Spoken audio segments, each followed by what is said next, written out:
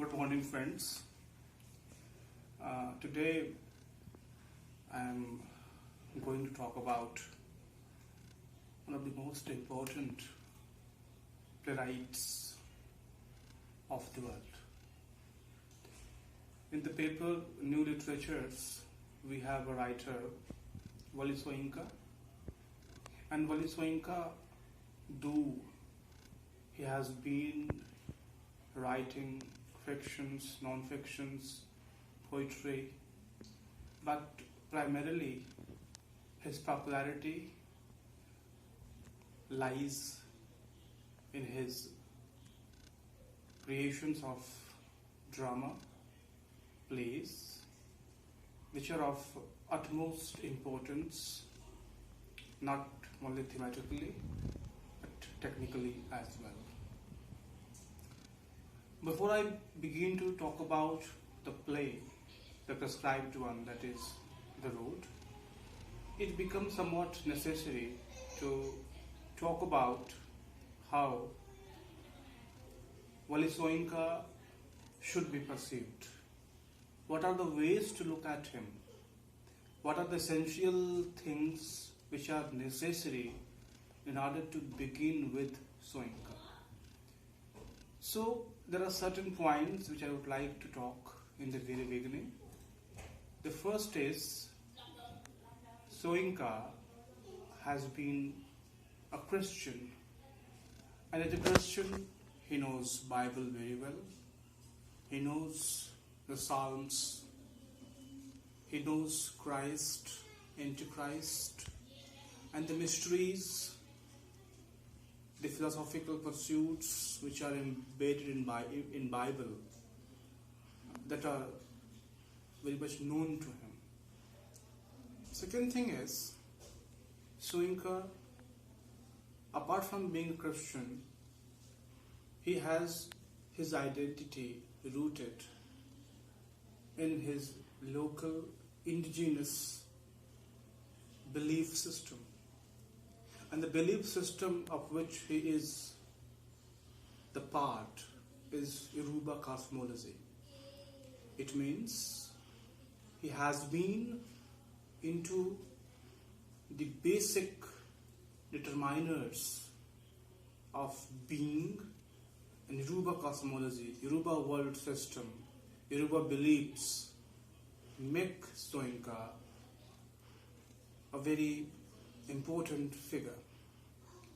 Third is, Soyinka has expertise in Western theatrical modes, be it ancient Greco-Roman or Shakespeare, or even the modern theatrical traditions.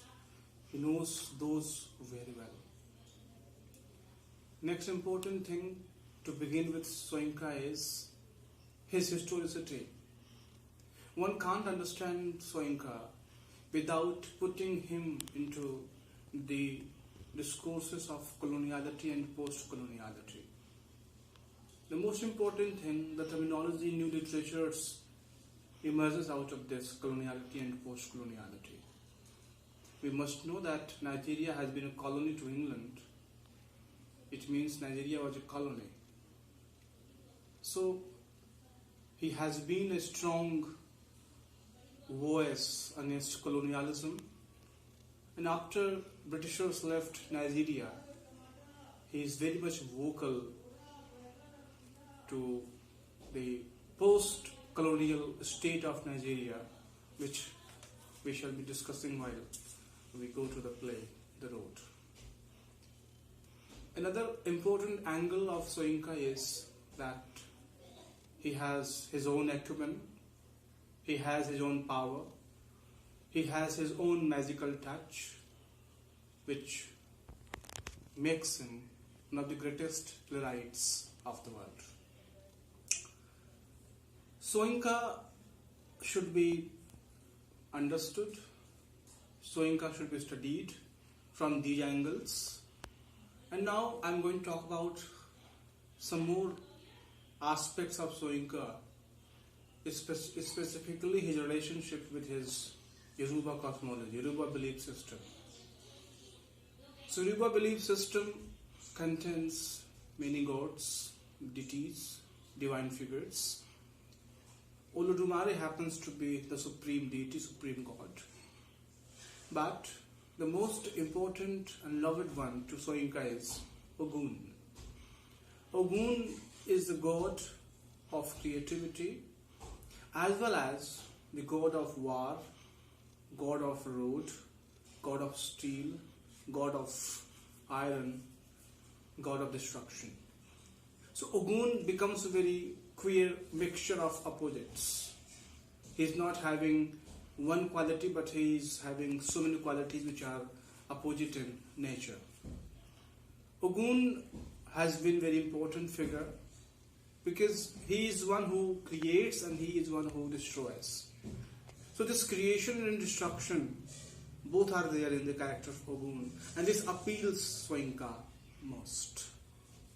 Ogun has been carved, imaged as a coiled snake in which he seems to eat his own tail, and eating his own tail is a symbol of eating his own people, killing his own people, murdering his own people, destructing his own people, his own devotees, his own fellow beings.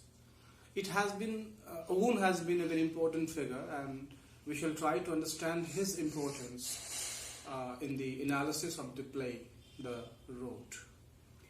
Apart from Ogun, Yoruba cosmology has so many rituals and so many practices, and the ritual and the practice which is best suited to the analysis of the play The Road, one must take a look at the ritual of Egungun, E-G-U-N-G-U-N, Egungun.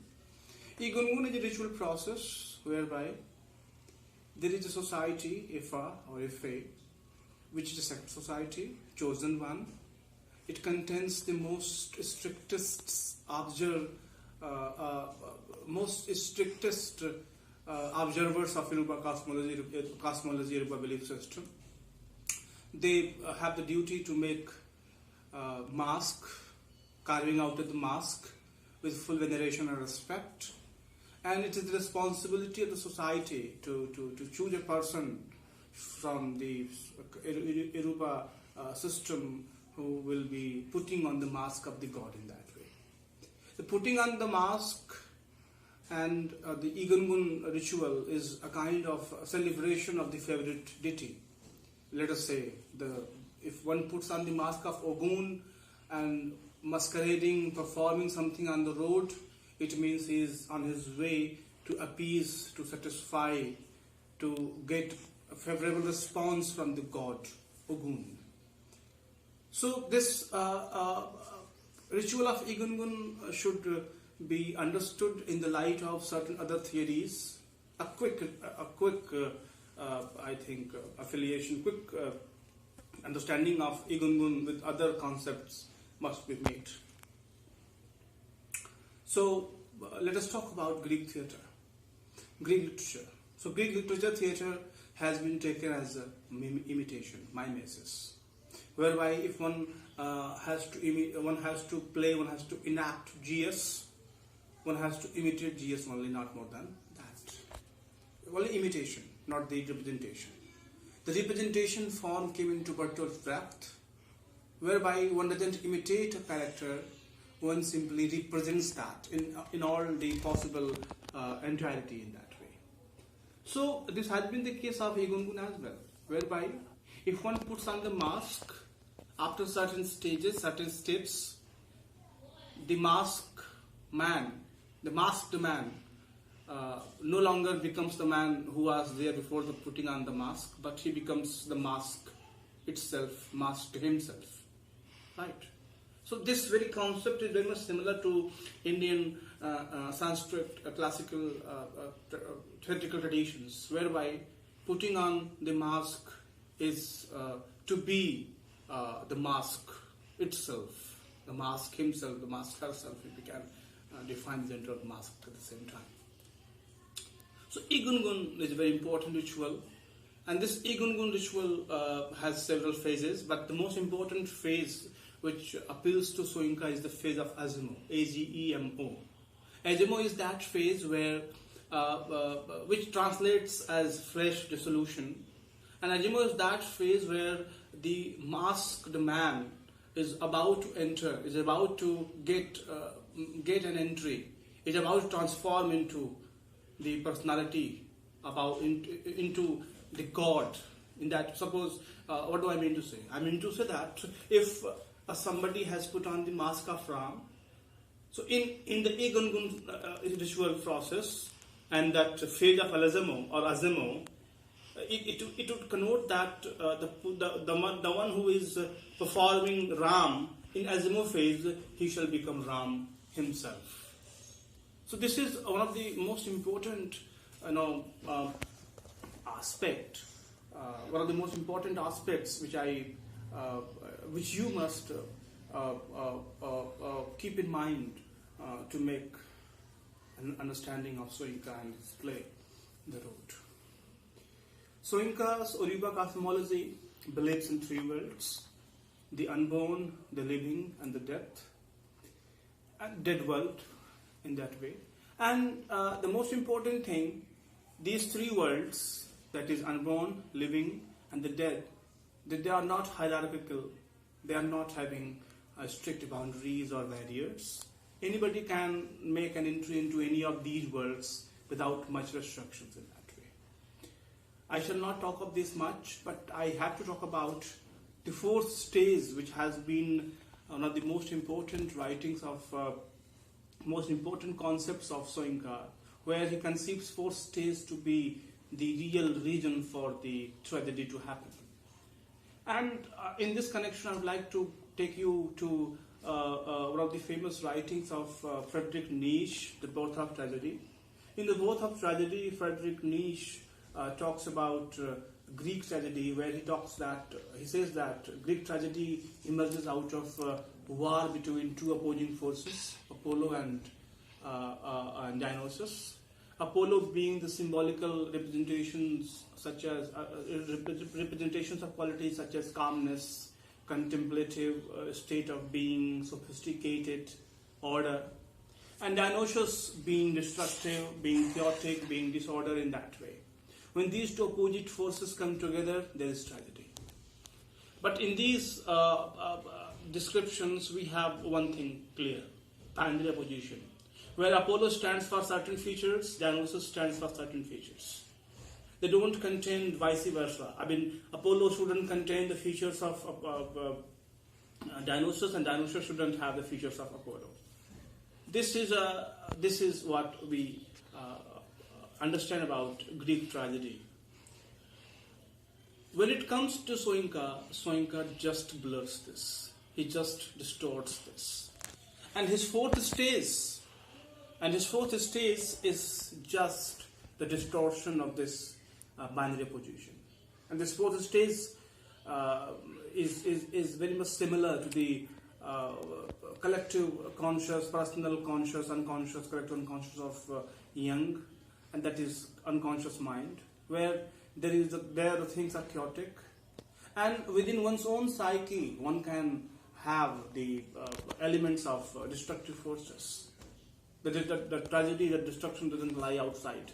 The tragedy, the seed of tragedy and destruction, they lie inside one's own psyche, right? So there is tragedy doesn't lie outside. Tragedy lies inside. When the inside is fragmented, distorted, when it is blurred. This is the case of Ogun. Ogun is the mixture of opposites, right? This is the fourth stage, which he calls the chthonic stage, which has not been given that much of importance. But so look at the way how Soyinka brings in psychology, brings in the role of unconscious as far as tragedy is concerned. So these are some of the important notions of Soyinka, which I think one must keep in mind before trying to make an entry into the dramatic world of Soyinka. Thank you. क्या करने लगे अब?